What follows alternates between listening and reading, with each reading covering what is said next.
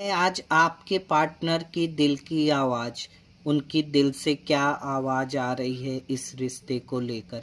Like subscribe comment ज़रूर करिएगा ताकि ये रीडिंग आपसे कनेक्ट कर सके।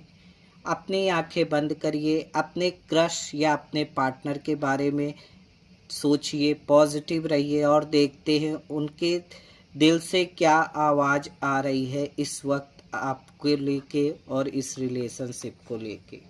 चलिए देखते हैं।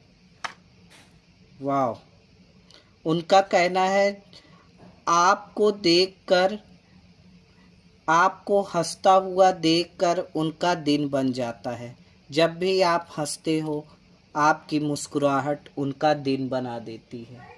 बहुत अच्छी और प्यारी फीलिंग है उनकी आपके लिए, बहुत प्योर फीलिंग है। इस रीडिंग से कनेक्ट करें, लाइक सब्सक्राइब कमेंट करें। Thank you so much guys.